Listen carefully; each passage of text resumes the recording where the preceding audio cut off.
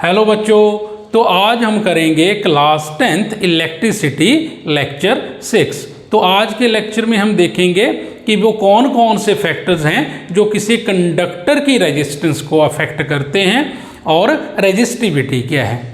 तो चलिए शुरू करते हैं। तो बच्चों ये 4 फैक्टर हैं मेनली जो किसी कंडक्टर की रेजिस्टेंस को अफेक्ट करते हैं। Number 1 length of the conductor, second area of cross section of conductor, third है nature of material of conductor and fourth is temperature of conductor. Clear? अच्छा, तो चलिए स्टेप बाय स्टेप इन चारों point को हम discuss करते हैं। Note कर लें। चलिए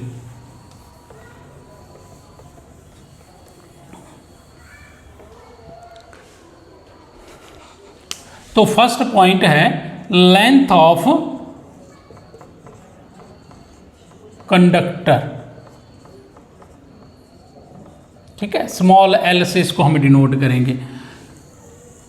तो बच्चों जो रेजिस्टेंस है किसी कंडक्टर की वो डायरेक्टली प्रोपोर्शनल होती है length of the conductor. Means अगर हम किसी कंडक्टर की लेंथ को इंक्रीज करते हैं तो उसका रेजिस्टेंस भी इंक्रीज होता है। अगर हम लेंथ को कम करेंगे तो रेजिस्टेंस भी कम हो जाएगा। ठीक है, तो क्वेश्चन ये है कि अगर हम लेंथ को कम करते हैं या ज़्यादा करते हैं तो रेजिस्टेंस जो है किस रेट से इंक्रीज होता है और किस रेट से डिक्रीज होगा। अगर हम लेंथ किसी कंडक्टर की डबल कर दें, ठीक है, तो रेजिस्टेंस भी बच्चों डबल हो जाएगा। अगर मैं किसी रेजिस्टेंस की लेंथ को हाफ कर दूं तो रेजिस्टेंस भी क्या हो जाएगा, हाफ हो जाएगा। कहने का मतलब है जितना आप लेंथ बढ़ाओगे उतना रेजिस्टेंस बढ़ेगा, जितना लेंथ कम करोगे उतना रेजिस्टेंस कम हो जाएगा। क्लियर? लेंथ रेजिस्टेंस, लेंथ अगर आपकी डबल है, लेंथ डबल है तो रेजिस्टेंस भी क्या हो जाएगा बच्चों, डबल हो जाएगा। अगर लेंथ आपकी हाफ है तो आपका रेजिस्टेंस भी हाफ हो जाएगा। अगर लेंथ 3 टाइम करते हैं तो रेजिस्टेंस भी 3 टाइम हो जाएगा। क्लियर? क्यों हो जाएगा? क्योंकि रेजिस्टेंस और length of the conductor they are directly proportional to each other. अगर एक बढ़ता है तो दूसरा भी बढ़ेगा। क्लियर? अच्छा, तो क्वेश्चन यहाँ पर ये बनता है कि लेंथ के इंक्रीज करने से रेजिस्टेंस कैसे बढ़ता है। तो बच्चों जैसे किसी कंडक्टर की लेंथ को इंक्रीज करते हैं तो वायर आपका थिन होता चला जाता है। ठीक है, ओके। तो उसके बीच में क्या है कि जो इलेक्ट्रॉन को मूव करने के लिए स्पेस कम पड़ जाता है, जिसकी वजह से अंदर कोलिजन इंक्रीज हो जाता है। ठीक है, कोलिजन जो है वो बढ़ जाएगा और कोलिजन के बढ़ने से कंडक्टर का रेजिस्टेंस जो है वो बढ़ जाता है। जितना कोलिजन बढ़ेगा उतना रेजिस्टेंस बढ़ेगा, जितना कोलिजन घटेगा उतना रेजिस्टेंस घटेगा। क्लियर? तो लेंथ को इंक्रीज करने से अंदर कोलिजन इंक्रीज हो जाता है और कोलिजन के बढ़ने से रेजिस्टेंस जो है वो इंक्रीज हो जाती है। बस इतनी सी बात है। इसलिए बोलते हैं आर और L, resistance and length, they are directly proportional to each other. Note कर लो। चलिए सेकंड पॉइंट देखते हैं। सेकंड पॉइंट है area of cross section.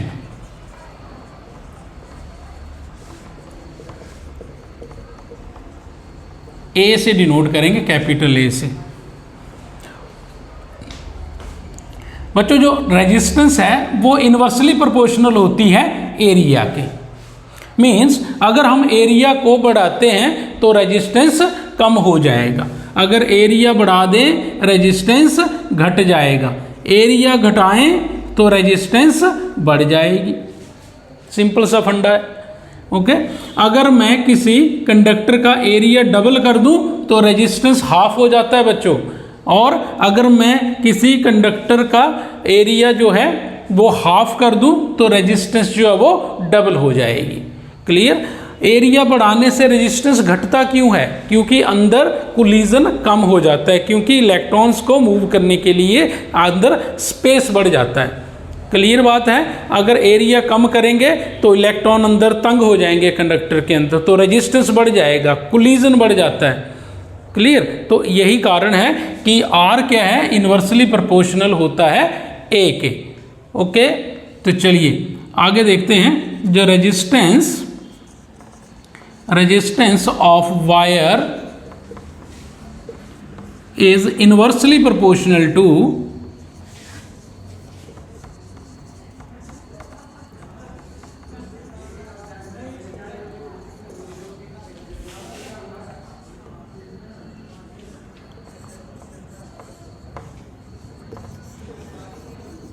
Square of its diameter. बेटा very important point. Resistance of a wire is inversely proportional to the square of its diameter. Means resistance किसी conductor की क्या होती है, inversely proportional to the square of its diameter. Very important question यहां से बनता है और काफी बच्चों को ये सिचुएशन पता नहीं होती है। क्लियर। तो डायामीटर के इन्वर्सली प्रोपोर्शनल होता है स्क्वायर ऑफ डायामीटर के इन्वर्सली प्रोपोर्शनल रेजिस्टेंस जो है। चलिए देखते हैं कैसे। आपको पता है कि जो रेजिस्टेंस है इन्वर्सली प्रोपोर्शनल है ए के। एरिया कैसे निकालते हैं बच्चों बताओ, 1/πr² निकालते हैं। आर क्या है, रेडियस ऑफ द कंडक्टर, है ना। तो रेडियस क्या होता है, डायामीटर का हाफ होता है। मीन्स हम क्या करें, आर को dy2 लिख दें। आर को क्या लिख दें, dy2। तो ये बन गया मेरा आर इनवर्सली 1/π, आर की जगह लिख देंगे dy2 इसका होल स्क्वायर। क्लियर बात। तो ये क्या बना यहां पर, ये बन गया R inversely proportional to 1/π its d²/4। Okay, तो 4 को ऊपर ले जाओ, 4 को ऊपर ले जाएं। चलिए यहां कर देते हैं। तो R हो गया inversely proportional 4/π into d²। Means R क्या हो गया, inversely proportional to d²। Inversely proportional to d²। अगर मैं किसी कंडक्टर का डायामीटर अगर मैं डबल कर दूं तो बच्चों रेजिस्टेंस 4 टाइम जो है वो डिक्रीज हो जाएगी, 4 टाइम डिक्रीज हो जाएगी। अगर मैं किसी कंडक्टर का डायामीटर हाफ कर दूं तो d की जगह 1/2 वैल्यू भर दें तो आएगा 1/4, 4 ऊपर जाएगा तो रेजिस्टेंस 4 टाइम इंक्रीज हो जाएगी। बात समझे, क्लियर है। अगर मैं किसी कंडक्टर का डायामीटर 3 टाइम कर दूं तो क्या होगा, तो रेजिस्टेंस आपकी हो जाएगी R proportional to 1/9, 9 time reduce हो जाएगी आपकी रेजिस्टेंस अगर मैं 3 टाइम डायामीटर इंक्रीज कर दूं वायर का। क्लियर, समझे। तो वेरी इंपॉर्टेंट, इसको नोट कर लो। तो चलिए आगे चलते हैं।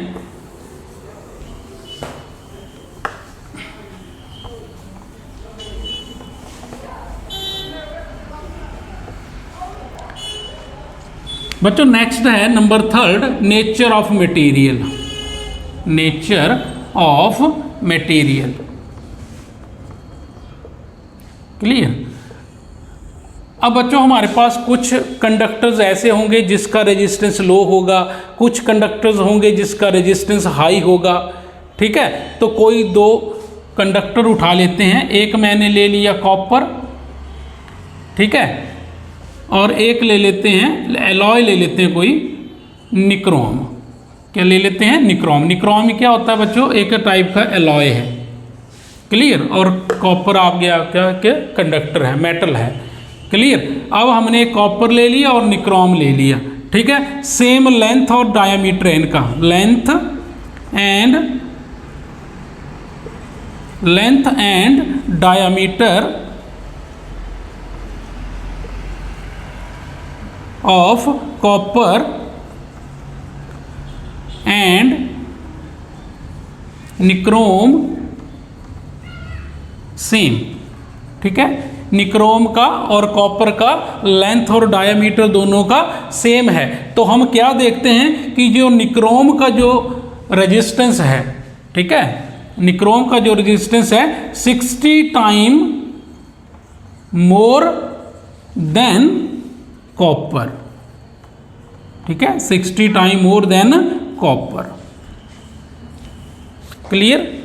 तो इस तरह कंपैरिजन कर सकते हैं आप ठीक है, किन्हीं दो मेटल के बीच में, किसी मेटल या किसी अलॉय के बीच में, तो आपको उनकी रेजिस्टेंस में डिफरेंस मिलेगा कुछ ना कुछ। ठीक है, जैसे हमने यहाँ पर कॉपर और निक्रोम का ले ली तो 60 time more resistance in nichrome than copper. Clear? तो हमारी जो रेजिस्टेंस है किसी कंडक्टर की, that will also depend on the nature of material. चले बच्चों आगे, चलिए नोट कर लो।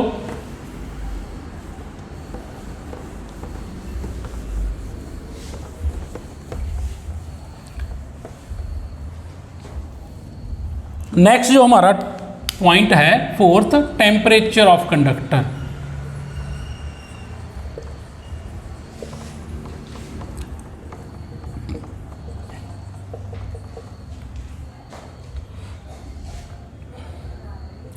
अगर हम किसी प्योर मेटल का, प्योर मेटल अगर टेम्परेचर इंक्रीज करें, किसी प्योर मेटल का अगर टेम्परेचर बढ़ा दिया जाए बच्चों, तो उसकी रेजिस्टेंस भी बढ़ जाती है।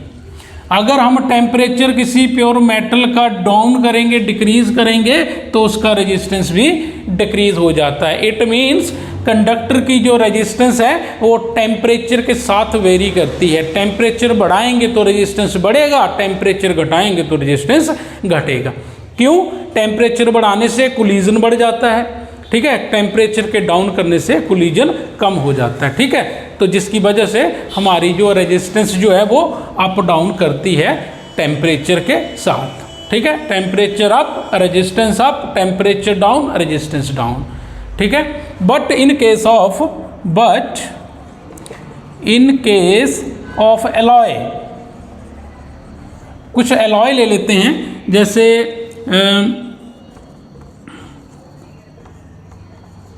Manganese, constantan, nichrome. बच्चों ये कुछ एलॉय हैं जिनकी जो रेजिस्टेंस है वो मोस्टली अफेक्ट नहीं होती विद राइज इन टेम्परेचर। अगर हम टेम्परेचर को बढ़ा रहे हैं, घटा रहे हैं, तो मोस्टली क्या देखा जाता है कि इन एलॉयज को कोई फर्क नहीं पड़ता, means doesn't affected by temperature, do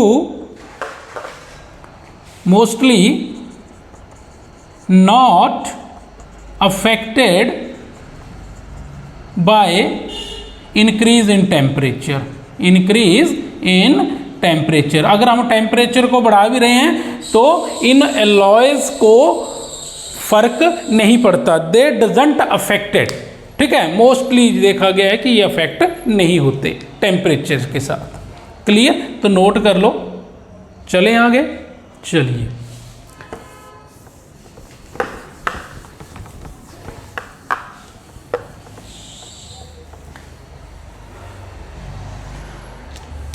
तो बच्चों हमने चारों पॉइंट डिस्कस कर लिए स्टेप बाय स्टेप। ठीक है, तो चलिए आते हैं कंक्लूजन पे। तो फर्स्ट पॉइंट हमने क्या डिस्कस किया कि जो हमारा रेजिस्टेंस है वो डायरेक्टली प्रोपोर्शनल है लेंथ के। Resistance is inversely proportional to A, number 1 equation, number 2 equation. इन दोनों इक्वेशन को कंबाइन कर लो तो आर प्रोपोर्शनल हो गया एल अपॉन ए के। बेटा यहाँ से डायरेक्टली प्रोपोर्शनल, ये प्रोपोर्शनैलिटी का साइन अगर हम हटाते हैं तो यहाँ पर एक कांस्टेंट यूज करेंगे एल अपॉन ए। और ये कौन सा कांस्टेंट है, क्या बोलते हैं इसको? इसको बोलते हैं रेजिस्टिविटी कांस्टेंट, रेजिस्टिविटी कांस्टेंट। ठीक है, ओके। तो रेजिस्टिविटी निकाल लो। रेजिस्टिविटी इज इक्वल टू क्या हो गया?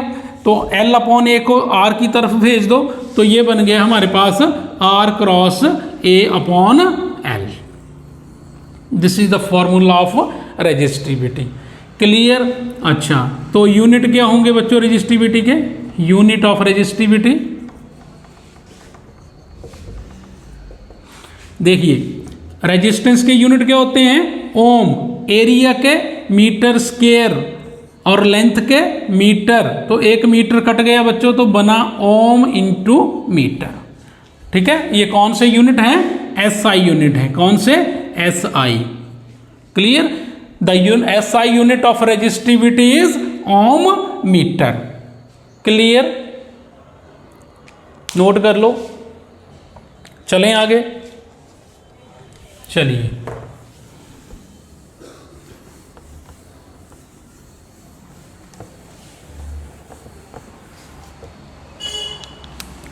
बच्चों रजिस्टिविटी के बारे में थोड़ा जान लेते हैं। रजिस्टिविटी बेटा do not depend on length और थिकनेस ऑफ कंडक्टर। ठीक है, रजिस्टिविटी जो है बच्चों ये अफेक्ट नहीं होती है बाय लेंथ और थिकनेस ऑफ द कंडक्टर। देखिए कंडक्टर की लेंथ और थिकनेस का कंडक्टर की रेजिस्टेंस के ऊपर इफेक्ट पड़ता है, बट रजिस्टिविटी की ओर कोई फर्क नहीं पड़ेगा। ठीक है, clear. Resistivity do not depend on the length और थिकनेस ऑफ द कंडक्टर। तो रजिस्टिविटी कौन से फैक्टर के ऊपर डिपेंड करती है? तो लिख लो, रजिस्टिविटी डिपेंड्स ऑन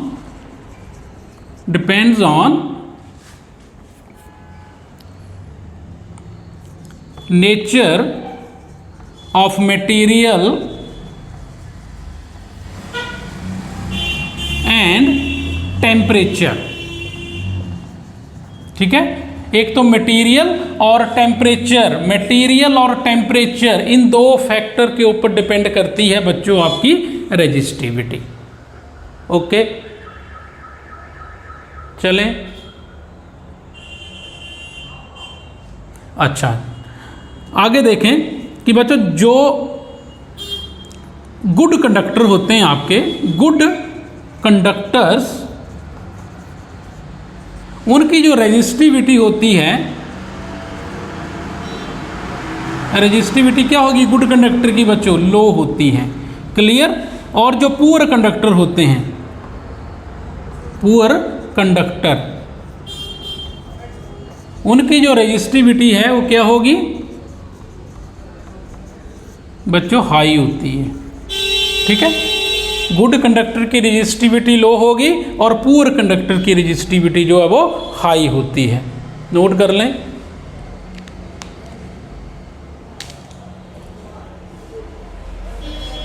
चलें आगे, चलिए।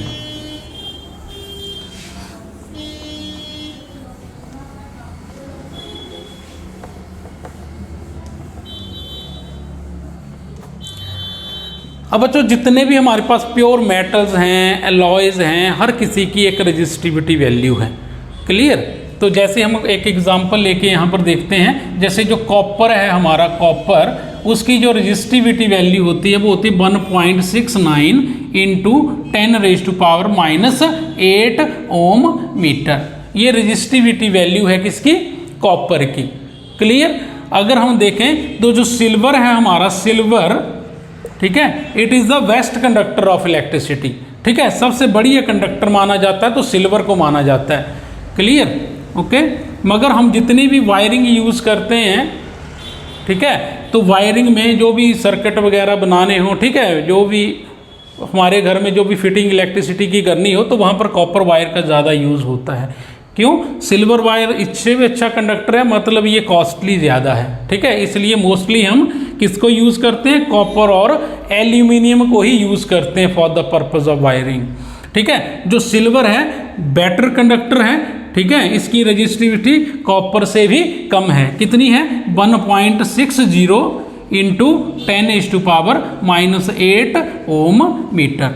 इस तरह हम देखें तो हर एक एलिमेंट की, हर एक मेटल की आपको एक पर्टिकुलर वैल्यू ऑफ रजिस्टिविटी जो है वो मिलेगी। क्लियर। ओके, चलें आगे। अच्छा, आगे बात करें एलॉयज की। देखिए एलॉयज, जैसे हमारे पास एक मैंगनीज एलॉय है, तो बच्चों इसकी जो रजिस्टिविटी है ना, इसकी रजिस्टिविटी जो है, रजिस्टिविटी बेटो 25, ठीक है, 25 टाइम्स मोर देन कॉपर। ठीक है। जो मैंगनीज एलॉय है आपका, उसकी जो रेजिस्टिविटी है वो 25 टाइम्स ज़्यादा होती है कॉपर से। क्लियर। उसी तरह कॉन्स्टेंटन की देखें, कॉन्स्टेंटन ये भी हमारे पास एक एलॉय है, इसकी जो रेजिस्टिविटी है, कॉन्स्टेंटन रेजिस्टिविटी, ये बच्चों 30 टाइम्स ज़्यादा होती है, 30 times more than copper. Clear. Very important points, note कर लो इनको। चलें आगे। चलिए,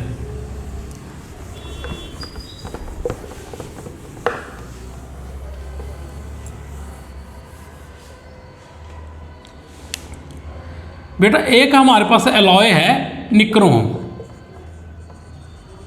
ठीक है। निक्रोम भी क्या है, एक एलॉय है, ठीक है। और इसकी रेजिस्टिविटी काफ़ी हाई होती है as compare to pure metal, ठीक है। निक्रोम की रेजिस्टिविटी बहुत हाई होती है as compare to pure metal.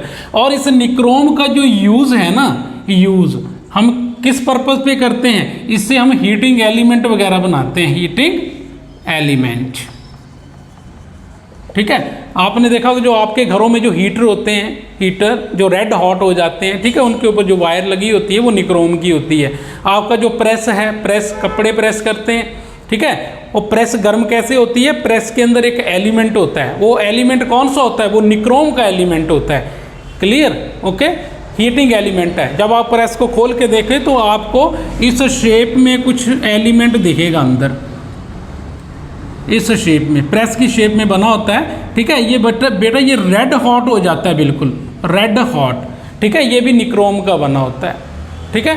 और निक्रोम की रेजिस्टिविटी बहुत हाई होती है as compare to pure metal. Clear, ठीक है, नोट कर लो। चलिए मिटा दें। चलिए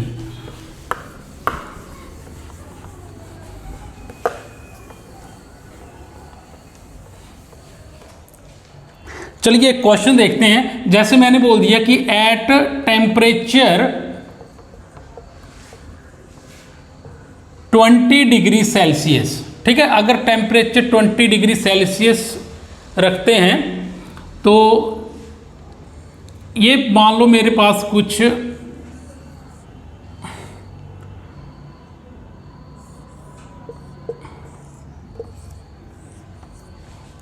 ये मेरे पास कॉपर मेटल्स हैं, ठीक है, अलग अलग शेप में, ये राउंड शेप में, ये कुछ स्क्वायर शेप में, ये कुछ ट्रायंगल शेप में और ये कुछ सिलेंडर शेप में है, ठीक है। काहे के बने, ये कॉपर के। क्लियर। और कितने टेम्परेचर के ऊपर मेंटेन किए इन सभी को, 20 डिग्री सेल्सियस टेम्परेचर के ऊपर। ओके। तो मुझे बताइए कि इसकी रेजिस्टेंस और रेजिस्टिविटी,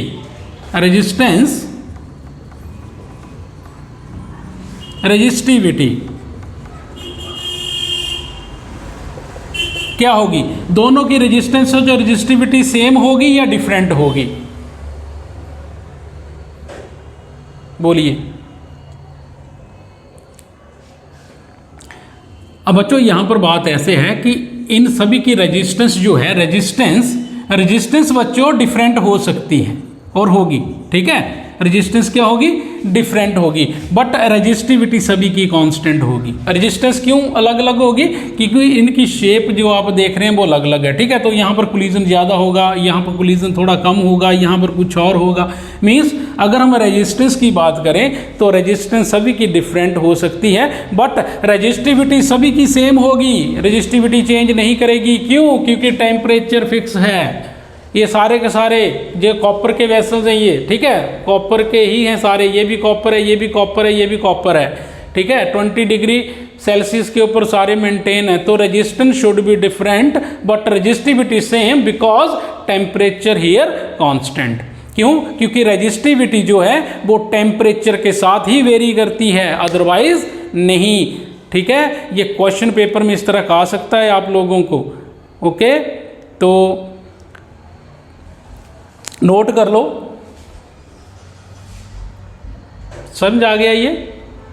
ओके, रेजिस्टिविटी तभी वेरी करेगी, तभी चेंज करेगी जब टेम्परेचर में कोई चेंज आएगा। अगर टेम्परेचर में कोई चेंज नहीं आता तो रेजिस्टिविटी कभी चेंज नहीं होती। तो नोट कर लें, चलिए मिटा दें।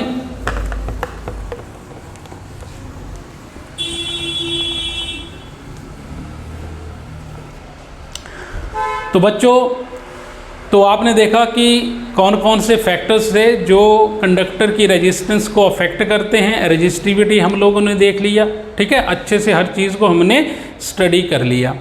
तो जैसे अगर आपको वीडियो अच्छा लगा हो, इन्फॉर्मेटिव लगा हो, तो कृपया लाइक करें, शेयर करें और सब्सक्राइब करें। तो जल्द ही मिलते हैं एक नेक्स्ट वीडियो में एक नेक्स्ट नए टॉपिक के साथ। तब तक के लिए goodbye and take care.